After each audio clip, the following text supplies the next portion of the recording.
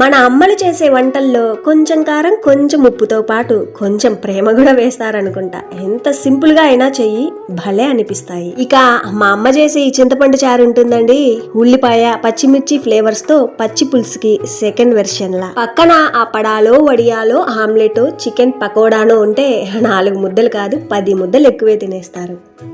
రెసిపీలోకి వెళ్తే ముందుగా చింతపండు రసం కోసం ఈ మాత్రం చింతపండు తీసుకోవాలి. బాగా నొక్కి అదిమి పట్టుకుంటే ఈ మాత్రం చింతపండు. నల్లగా ఉన్న చింతపండు ఎక్కువ పుల్లగా ఉంటుంది కాబట్టి కొంచెం చూసుకొని తీసుకోవాలి. నేను తీసుకున్న ఈ చింతపండుకు గాను ఇలాంటి గ్లాస్తో 3 గ్లాసుల దాకా నీళ్లు వేసుకోవాలి.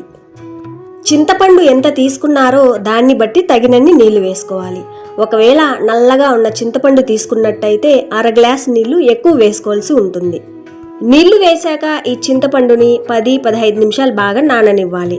తర్వాత బాగా నానిన ఈ చింతపండుని చేత్తో బాగా నలిపి పిప్పి తీసి చింతపండు నీళ్లు పక్కనుంచుకోవాలి. తర్వాత ఇలాంటి స్పూన్తో 1/2 స్పూన్ దాకా ధనియాల పొడి, 1/4 స్పూన్ దాకా పసుపు, కొంచెం కారం.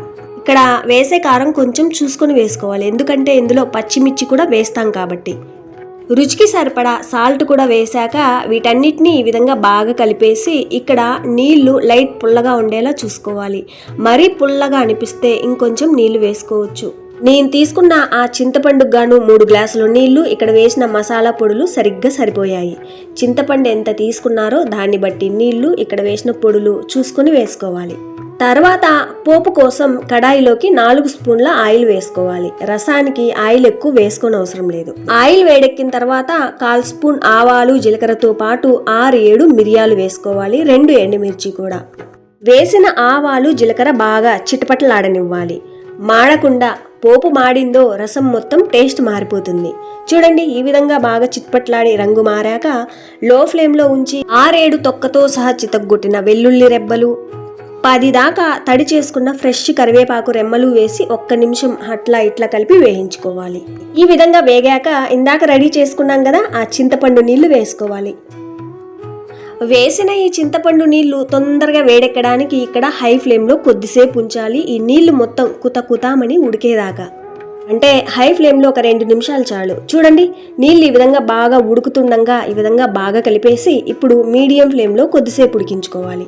కొద్దిసేపు అంటే ఈ చింతపండు నీళ్లు కొంచెం డార్క్ కలర్లోకి మారేదాకా. అలా ఉడకడానికి పెద్ద టైం ఏం పట్టదు. ఈ విధంగా మీడియం ఫ్లేమ్లో ఒక 2 నిమిషాలు ఉడికిస్తే చాలు.